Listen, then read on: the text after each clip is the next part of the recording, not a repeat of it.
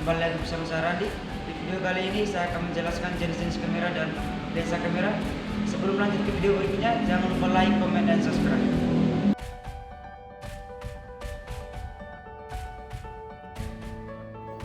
Jenis-jenis lensa dan kamera. Jadi teman-teman, yang pertama saya akan menjelaskan jenis-jenis lensa. Yang pertama yaitu lensa kit.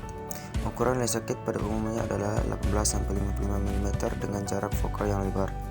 Bukan lensa tersebut tidak maksimal sehingga autofokusnya lambat. Oleh karena itu, lensa bawaan cenderung lebih cocok untuk pemotretan statis dan bersudut lebar. Contohnya seperti foto-foto landscape, bangunan, dan pemotretan. Jenis-jenis lensa kamera ini juga cukup bagus untuk menciptakan ilusi ruangan. Kamu bisa membuat objek yang ingin ditonjolkan jadi tampak lebih jauh dari sebenarnya, sementara objek-objek dekat kamera malah tampak diperbesar.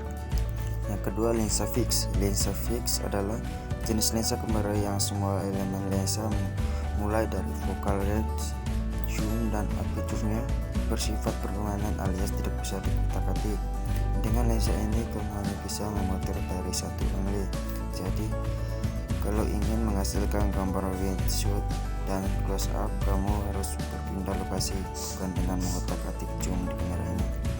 Namun meski tidak bisa diubah, lensa kamera fix menghasilkan kualitas gambar yang tajam dan situasi apapun.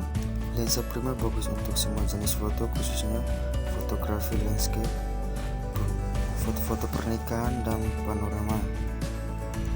Jenis lensa kamera ini juga bagus untuk memotret pada percahayaan yang minim atau remang-remang tanpa perlu menggunakan ISO tinggi.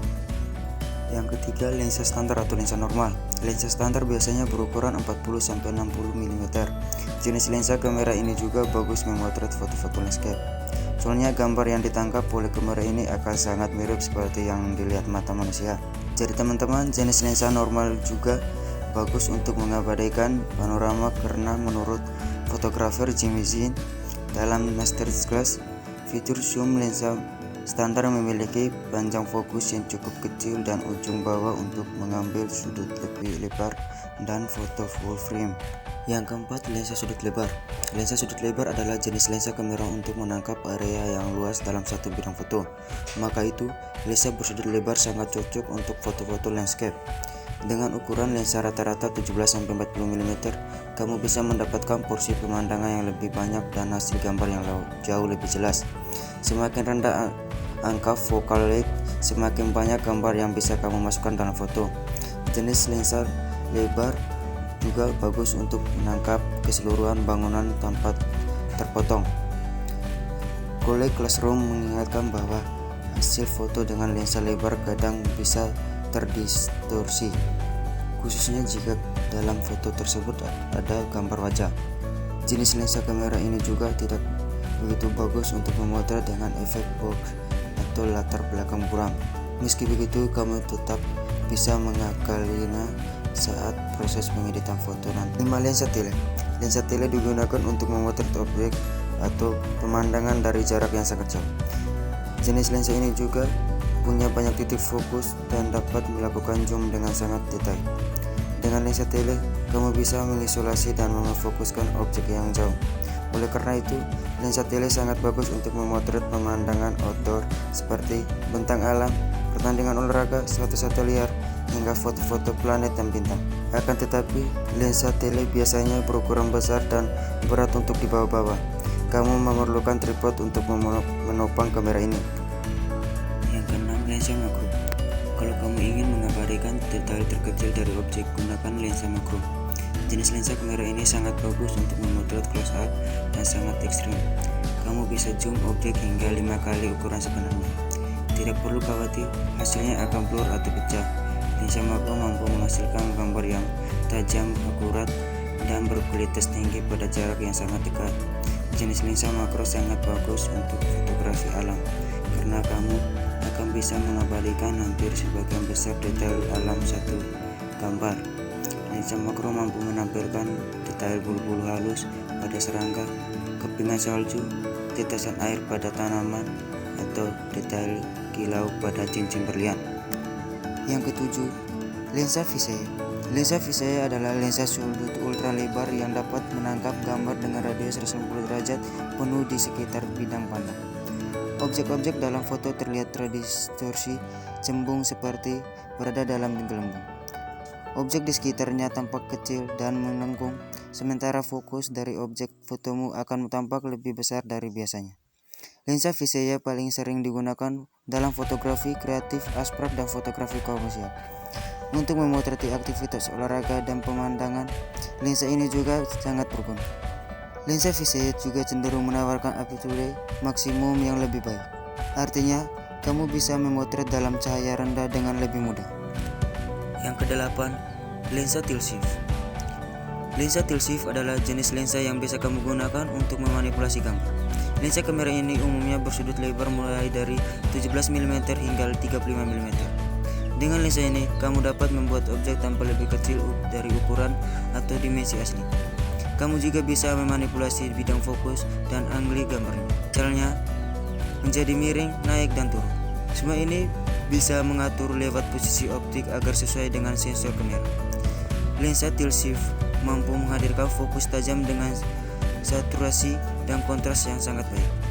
Maka jenis lensa kamera tilt shift lebih cocok digunakan untuk memotret arsitektur dan fotografi seni rupa. Yang kesembilan, lensa infrared.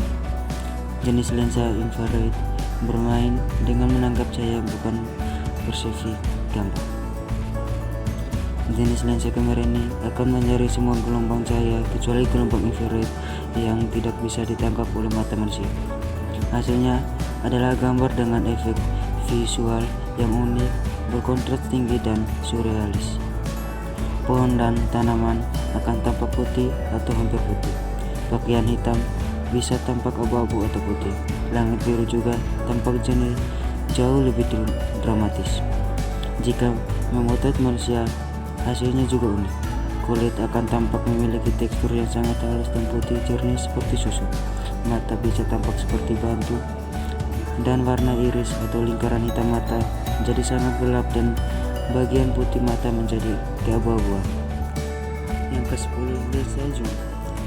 Menurut protokol, lensa zoom adalah salah satu jenis lensa kamera yang paling umum, serbaguna, dan kamu perlakukan jika ingin membangun portofolio fotografi yang bagus. Bahkan jika kamu seorang fotografer pemula, dengan lensa zoom kamu bisa memotret apapun, mulai dari lautan, manusia di area konser, hingga satwa liar di hutan atau alam terbuka. Lensa zoom yang paling populer adalah lensa 70-200 mm. Jenis lensa kamera ini paling sering digunakan untuk fotografer pernikahan. Ada juga ukuran lensa yang lebih kecil daripada itu, yaitu di rentan 18-270 mm. Lensa zoom juga cocok untuk travel photographer, mengabadikan panorama secara close up dari jarak jauh. Jadi teman-teman, sekarang kita masuk ke penjelasan jenis-jenis kamera. Yang pertama yaitu digital singless lens reverse atau DSLR. Digital singless atau lens reverse adalah kamera digital yang menggunakan sistem cermin otomatis dan pentaprisma atau pentamirror untuk meneruskan cahaya dari lensa menuju ke viewfinder. Kamera DSLR memiliki tampil yang besar dan tebal. Bodi yang besar ini membuat kamera lebih kokoh saat dipegang. Selain itu, apabila dipasang dengan lensa berukuran besar, bodi DSLR yang besar membuat keseimbangan yang baik dengan berat dan ukuran lensa. Yang kedua, mirrorless. Sesuai dengan namanya, tidak memiliki cermin atau pentaprisma. Jadi, cahaya akan melewati lensa dan langsung ke sensor yang kemudian menampilkan pertunjukan gambar di layar LCD atau pada electronic viewfinder. Kamera mirrorless memiliki bodi yang lebih kecil dari kamera DSLR. Bentuk bodi yang kompak memberikan keuntungan bagi penggunaan yang mengutamakan mobilitas dengan ukuran kamera yang lebih ringan. Tombol pengaturan pada kamera mirrorless juga lebih sederhana dibandingkan dengan kamera DSLR.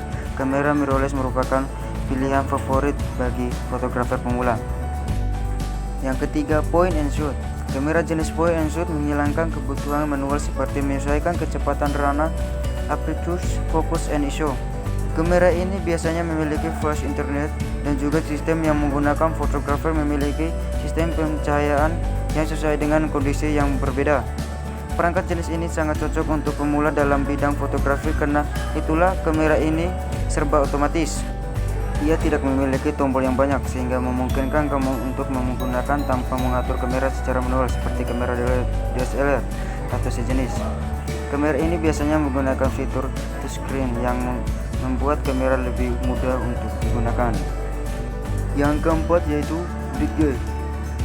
Kamera ini disebut Bright Eye karena menjembatani penggunaan kamera podcast untuk mendapatkan fitur dan kualitas yang lebih baik mendekati kamera DSLR. Kamera Bright Eye dilengkapi dengan pengaturan layaknya DSLR dan juga dapat digunakan secara otomatis kamera podcast pada umumnya. Dengan harganya yang terjangkau dan bodinya ringkas, kamera ini juga cocok sekali bagi kamu yang ingin beralih dari kamera podcast ke kamera yang semi profesional. Yang kelima, kamera film atau analog. Walaupun sudah berumur, kamera film kembali naik daun dan populer di kalangan anak-anak muda.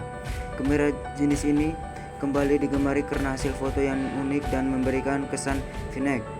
Kamera ini menggunakan roll film untuk memotret gambar. Karena film 135 atau 35 mm full frame merupakan yang paling umum digunakan dan memiliki ukuran bodi yang lebih kecil dibandingkan kamera film lainnya.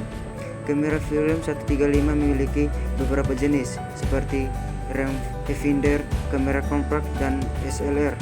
Yang keenam, kamera instan. Kamera Polaroid disukai banyak orang karena dapat mencetak foto yang baru ditangkap secara langsung. Jelas fitur ini tidak bisa kamu dapatkan pada kamera digital. Sama seperti kamera film, Polaroid juga mengandalkan film. Perbedaan yaitu kamera film menggunakan film yang berbentuk gulungan, sedangkan Polaroid memakai film yang berbentuk kotak. Yang ketujuh, action kamera.